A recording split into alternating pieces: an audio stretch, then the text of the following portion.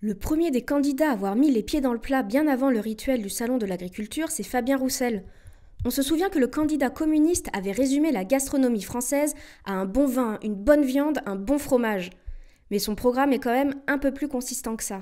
Mais ce que je dis aussi, c'est que je préfère, moi, qu'on mange moins de viande, mais qu'on en mange tous, et qu'on en mange de la bonne, de la produite en France, sur des systèmes herbagés, en plein air, pas en batterie, une bonne vieille viande issue de chez nous, et pas pas issue de l'étranger, qui vient congeler et qui n'est pas bonne, et qui en plus est produite avec des pesticides que nous ne voulons pas en France. Donc oui, soutenons l'élevage français.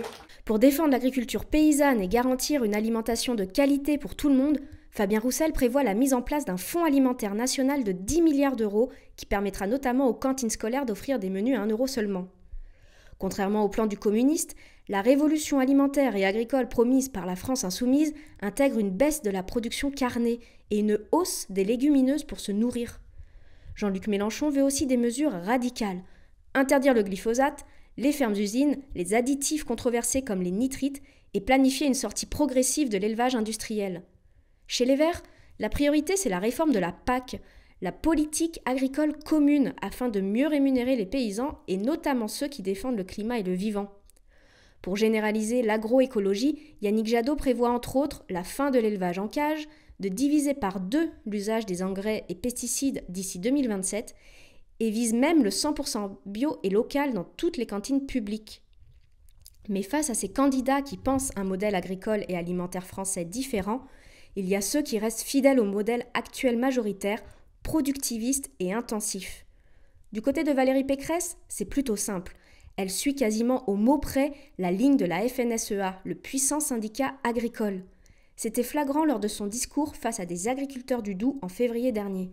Il faut clairement, en agriculture, faire le choix de l'innovation.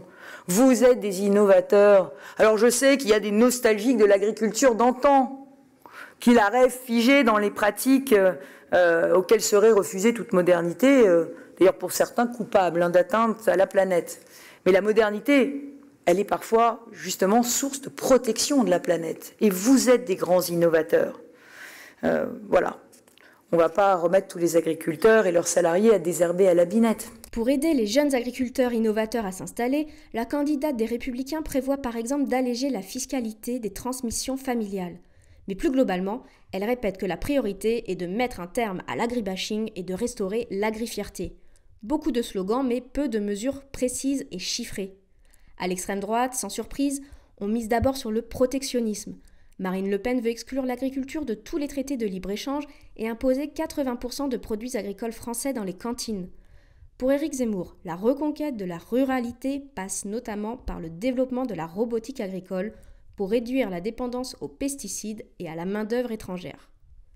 Enfin, en attendant le programme d'Emmanuel Macron, on peut se pencher sur son bilan. On n'oublie pas qu'en 5 ans, le glyphosate n'a toujours pas été abandonné et que le gouvernement a supprimé les aides au maintien de l'agriculture biologique. Quant au plan France Relance 2030, il prévoit 2 milliards d'euros pour une révolution agricole. Mais celle-ci sera basée sur le numérique, la robotique et la génétique.